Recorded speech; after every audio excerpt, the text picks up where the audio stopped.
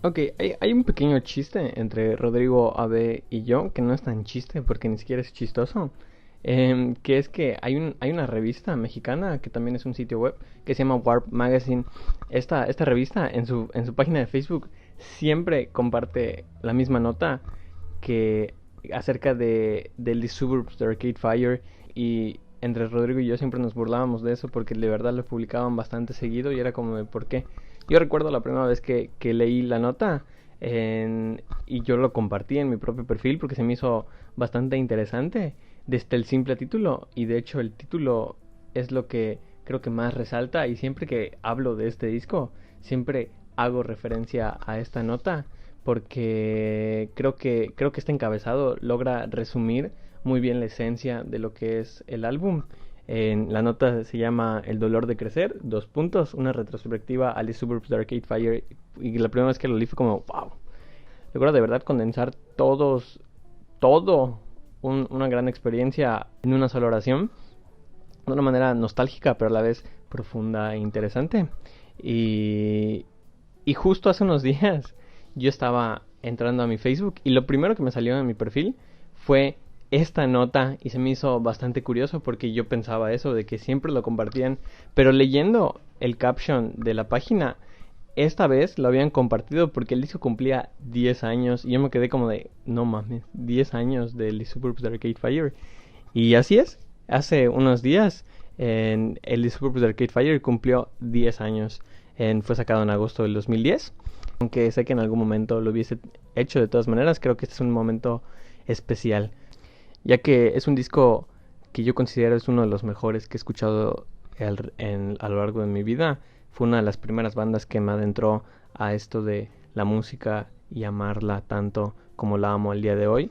Yo la primera vez que escuché el disco fue aproximadamente en el 2013, 2014. Yo estaba entre tercero de secundaria y primero de prepa, que esa fue la fase de mi vida donde yo empecé a conocer música, o sea, no solo Arcade Fire, sino empecé a conocer muchas bandas que a lo mejor a día de hoy ya no les tengo la misma concurrencia de escucharlas, pero aún mantienen un lugar en mi corazón. Pero yo creo que Arcade Fire logró no solo en adentrarme a esta hermosa mundo, sino que también al día de hoy sigue muy vigente, y este disco lo sigo escuchando y me sigue transmitiendo ese mismo mensaje. Y a pesar de que ya han pasado tantos años, creo que cada vez se vuelve mucho más personal para mí. Sin embargo, por más personal y por más contextual que este disco signifique, yo creo que en esencia cualquier persona que lo llegase a escuchar, creo que puede disfrutarlo, y estoy muy seguro que si después de este video lo escuchan, les va a gustar, o por lo menos van a disfrutar esta experiencia, porque como yo le he dicho muchas veces, para mí la música es una experiencia y un sentimiento, y, y por eso, y yo creo que los álbumes son lo que más pueden condensar esto, desde el orden de las canciones, el número de canciones, la duración del disco, todo esto que se va desarrollando en el álbum es lo que a mí me hace amar la música, y creo que el de Super Arcade Fire es un ejemplo perfecto de lo que es un buen álbum, ya que estamos hablando de una grata experiencia de principio a fin, y no hay ni una sola canción que esté de más, no falta nada, no sobra nada. Creo que logra reunir tantos aspectos que hacen del disco una completa odisea de emociones, porque el disco es bastante triste, bastante melancólico hasta cierto punto, pero a la vez logras disfrutarlo y empatizar con él, que no se vuelve más, no se vuelve una fatiga, no te deprimes escuchándolo, sino es como algo bastante introspectivo y bastante interesante de analizar desde tu propio punto de vista. Yo, por lo menos en mi propia perspectiva, se me hace un disco bastante reflexivo y, como dije, bastante personal, porque no tanto por el momento en el que yo lo escuché y, o sea, y lo que significa para mí después de haberlo escuchado tantos años, sino también el propio contenido del disco. Logro reflejarme en esto porque el mensaje es muy bonito y muy nostálgico, que eso es lo triste del disco. En un poco del contexto de la banda canadiense Arcade Fire había comenzado en el 2004 con su álbum debut Funeral, que este fue un disco que hizo un boom porque fue parte de esta nueva ola que se le conoce actualmente como indie rock. Es una banda bastante independiente que lograba condensar un sonido bastante complejo, pero a la vez muy accesible para cualquier persona. Y no estamos diciendo que a partir de este disco se inventó este sonido. No, o sea, no estoy diciendo que Arcade Fire fue el pionero de esta ola. Sin embargo, creo que el éxito que tuvo la banda desde un principio logró abrirle las puertas a muchas otras artistas o bandas. Yo creo que, y eso es muy interesante porque estamos hablando de su primer disco que logró tener un gran éxito. Y son casos muy particulares de los que estamos hablando. Y bueno, pasaron años y a mitad, entre el álbum debut y el álbum del que trata este video, estuvo en medio el Neon Bible, que fue un disco que es como un pequeño intermedio entre estos dos, ya que el Funeral del 2004 y el Suburbs del 2010 son dos polos completamente opuestos, que entre la comunidad de los que les gusta la banda Arcade Fire y también de los que les gusta la música, está ese como que pequeño debate de qué disco es mejor. Siempre existe ese debate, sobre todo cuando hablamos de bandas y artistas que tienen muy buenos discos.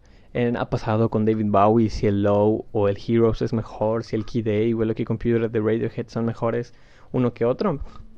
Y Arcade Fire no es la excepción, siempre existe este debate.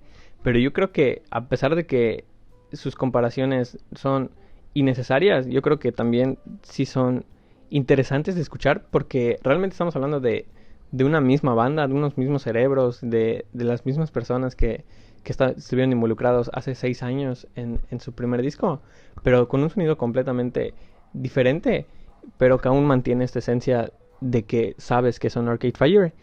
Y yo personalmente podría decir que el Suburbs es 1000 veces mejor, o sea, aunque ambos son dos obras maestras. Y bueno, pero también existe mucho ese debate de que la gente que no está tan a favor del Suburbs se va más a este discurso de que antes era una banda más real, más orgánica. Es muy común escuchar de bandas que comienzan siendo pequeñas, hasta cierto punto humildes, bandas que comenzaron en un garage y cosas así, y con el tiempo van creciendo y creciendo y se van perdiendo sus raíces. Llega a esta sobreproducción, a ser mucho más masivas, a intentar gustar a más gente y por lo mismo perder la esencia de la propia banda. Sin embargo, el Suburbs de Arcade Fire no fue el caso. Yo creo que eventualmente a Arcade Fire le llegaría este momento, hablando claro de su último disco, el Everything Now, que a pesar de eso yo creo que es un disco bastante disfrutable. Pero el Suburbs de Arcade Fire no es para nada esto. No estamos hablando de un disco comercial o industrial, sino estamos hablando de verdad un sello muy artístico que por alguna razón llegó a mucha gente. Es un disco bastante popular, con éxitos y otras canciones no tan conocidas. Y a pesar de que tuvo el rasgo de ser muy comercial, también tiene el rasgo de ser muy bien hecho. O sea, estamos hablando de una composición, elaboración y un sentimiento bastante único y que no cualquier persona, no cualquier banda o cualquier artista puede llegar a hacer. Por lo que este mérito yo creo que es de lo más reconocible. Y ahora sí, hablando más a detalle del disco, me gustaría hacer bastante hincapié en que cada canción tiene lo suyo, pero a la vez cómo funcionan juntas es lo que hace de este disco una completa joya. El disco, algo interesante que tiene es que es muy diverso en cuestión de sonido, porque logra meter sonidos mucho más acústicos o mucho más de balada, como la propia canción homónima de Suburbs, de guitarra, piano, Wasted Hours, Deep Blue, Suburban War, a tener estos sonidos mucho más alternativos de post-punk, como Ready to Start puede ser, como la propia Suburban War, que tiene como que dos partes, y también logra meter en la electrónica con Half 2, con Sprawl 2 también, y también logra meter sonidos mucho más pesados de post-rock como Month of May, y esa diversidad de sonidos es demasiado a cierto punto fuerte, en el sentido de que es una gran montaña rusa de sonidos, de que va de algo muy fuerte a algo muy lento, algo muy intenso, electrónico, bailable, triste, feliz, y que aún así se logre mantener una misma sintonía. Es lo que hace que este material sea único y muy bien hecho. O sea, la inteligencia de la composición, de las melodías, porque, por lo que digo, o sea, seguir manteniendo esta misma relación entre las canciones, a pesar de tener extremos de sonidos, es muy interesante. Sin embargo, tampoco estamos hablando de sonidos súper diferentes como lo puede ser el White Album de los Beatles o hasta el Rey de Café Tacuba, que va de una canción de metal a una quebradita, a un bolero, a un mambo. O sea, no estamos hablando de esos polos opuestos. Siento que el disco mantiene una misma familiaridad de sonido, se mantiene dentro de una zona que de un género, se podría decir. O sea, estamos hablando de un disco de rock alternativo, y logra meter varias variantes. Por eso hablo de esta diversidad de sonidos, pero creo que la familiaridad que hay entre los que lo escuchan como fans de la propia banda, fans del propio género, logran entender y empatizar con el sonido.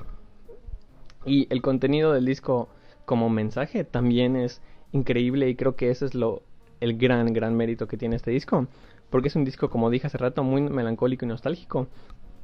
Bueno, la banda, antes que nada, está conformada por 2 hermanos y la esposa de uno, que es el líder, Win Butler, y otros 20 personas más, pero ellos son como que los más importantes.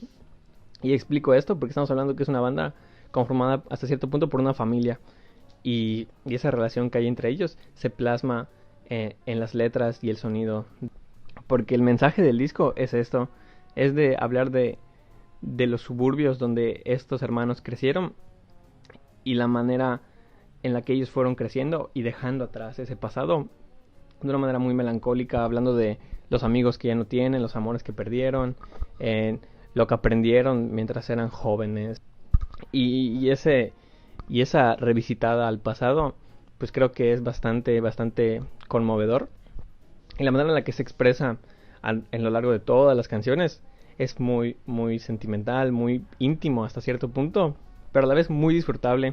Yo creo que mucha gente se puede ver reflejada. Yo personalmente veo mucho de mí en este disco, no solo por lo que mencioné hace rato de que es un disco que llevo escuchando años. Curiosamente, cuando yo lo comencé a escuchar, se me hacía un disco muy feliz. Era más joven de lo que soy ahora y tampoco hablaba tanto inglés para entender las letras. Sin embargo, con el tiempo pues fui madurando y también fui aprendiendo inglés y conociendo más las letras.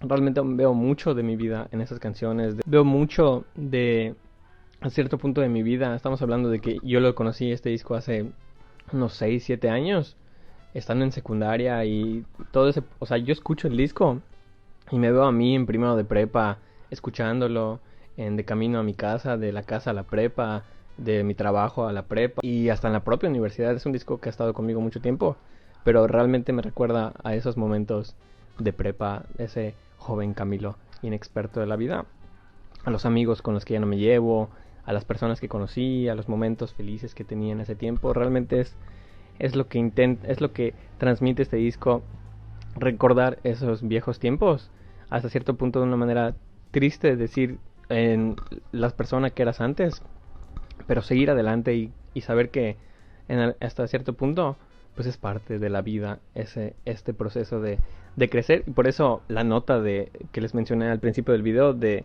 la revista se me hace súper increíble, porque logra transmitir ese mensaje de el dolor de crecer, porque estamos hablando que crecer es hasta cierto punto duro. O sea, dejar atrás muchas cosas no es nada fácil, pero tenerlo en cuenta como parte de un proceso que se tiene que dar sí o sí es sentar cabeza y poder abrazar esto.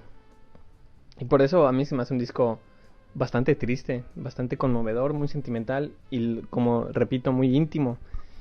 Sin embargo, no llega hasta ese punto de cursilería. Creo que la manera en la que se expresa cada canción es única y muy interesante. Hay oraciones muy personales para el autor, pero a la vez muy generales para cualquier persona que lo pueda escuchar. Y más allá de las letras, creo que el sonido es muy disfrutable. Como les dije, yo, sin saber qué decía el disco, me enamoré a primer oído. Y creo que cualquier persona que lo llegue a escuchar, de verdad dudo mucho que alguien no logre disfrutarlo. A lo mejor unos más que otros. Pero el disco es muy bueno. Y logra hacer un disco complejo, pero a la vez muy accesible. Y muy, muy interesante. Un mensaje interesante, un sonido interesante, un contexto interesante. Porque estamos hablando que este disco salió en el 2010. Creo que esta década, la década pasada, entre el 2010 y el 2019, fue una década muy fructífera a lo largo de la música. Artistas que lograron innovar. Y creo que tener este disco en el 2010 como principal motor de otras bandas dentro del propio género, si bien con el tiempo el rock fue, y sobre todo esta ola de alternativo fue teniendo como que menos foco en la industria, sí estamos hablando de una gran inspiración para muchas otras bandas, a pesar de que la propia banda Arcade Fire es una inspiración de muchas otras bandas, desde los Talking Heads, a lo mejor Radiohead, de David Bowie. Se ve mucho esta inspiración, pero no estamos hablando de una copia de un sonido. Yo creo que la esencia, como dije, de Arcade Fire está muy bien presente a lo largo de este material. Y creo que ya ha quedado bastante claro que amo mucho este disco, significa mucho para mí, pero a la vez creo que puede significar mucho para ustedes, y creo que esa es la razón principal por la que estoy haciendo este video. Además de que es una ocasión especial porque, como dije, se cumplen 10 años de este disco. Tarde o temprano iba a tener que hacer este video. Yo estoy muy seguro que lo iba a hacer. Y también pude haber hablado de otros discos de Arcade Fire, pero este es como que la mejor manera de iniciar con esta banda. No le veo absolutamente nada malo al disco. Y creo que para finalizar les doy un pequeño tip. Como habrán escuchado si vieron mi video de The Wall, yo mencioné que no soy muy fan de las versiones deluxe, no porque no me gusten, sino porque creo que el disco, tal y como está hecho, pues es la manera en la que la banda quiere que lo escuches. Y tener bonus tracks, pues a lo mejor, pues sí, algunos pueden ser buenos, pero no es la misma experiencia. Sin embargo, en el caso específico de The Suburbs de Arcade Fire, la versión deluxe, yo personalmente la prefiero más. Lo único que cambia es que agregan 2 canciones al final, que son la de Culture War y la de Speaking in Tongues. Una anécdota que no tiene nada que aportar, pero que me gustaría contarles, es que, bueno, yo cuando escuché este disco, antes yo no tenía Spotify o alguna otra aplicación de streaming. Yo la música la escuchaba descargándola en mi celular, teniendo los propios archivos de las canciones. Y cuando yo descargué el Suburbs por primera vez, descargué sin saberlo la versión deluxe que incluía estas 2 canciones. Y yo decía, pues son 2 canciones extras X. Pero resultó, la de Culture in War me gusta. A veces cuando la escucho me la salto. Sin embargo, la de Speaking in Tongues a mí me voló la cabeza. Se me hace la mejor canción del disco y se me hace una obra maestra de la música, de la banda, del disco, de la década. O sea, es una canción hermosa. Speaking in Tongues es el título de un disco de los Talking Heads, y como mencioné hace rato, la influencia de los Talking Heads en Arcade Fire es muy obvia. Y se me hizo algo bastante interesante escuchar esta canción y pensar en los Talking Heads. Pero pues el título de la canción que yo tenía descargada solo decía Speaking in Tongues, Arcade Fire. Y ya con el tiempo logré obtener una cuenta de Spotify y pagarla. Y cuando descargué el disco en Spotify, pues hay mucha más información. Y checando los créditos, el nombre de la canción es Speaking in Tongues, en colaboración con David Byrne. Y David Byrne es el vocalista, líder, guitarrista y compositor de los Talking Heads. Y fue como de, ¿what? Se me hizo increíble que una canción que me recuerda mucho a los Talking Heads, curiosamente, sea una colaboración con el líder de los Talking Heads. A mí es algo bastante curioso. Ni siquiera sé en qué momento. Según yo, David Byrne no compuso la canción, únicamente la canta. Pero la he escuchado tantos años que no logro identificar dónde David Byrne canta, porque su voz es muy gruesa, es muy fácil de identificar. Y ni siquiera la escucho. Pero aún así saber que uno de mis grandes ídolos participó en la canción es otro plus que le puedo agregar a este álbum para encantarme aún más de lo que me encanta. Y pues ya es todo lo que yo agregaría. De verdad, escúchenlo. Si tienen que escuchar un disco, este es el indicado para esta cuarentena, para sus vidas. Espero logre atraparlos mucho como a mí me atrapó, como a mí me encantó, y que entiendan este mensaje que la banda logra dejar. Yo creo que no se van a arrepentir si le dan una oportunidad, y espero que les guste. Y ya, es todo lo que me gustaría agregar. The Suburbs, Arcade Fire. Adiós.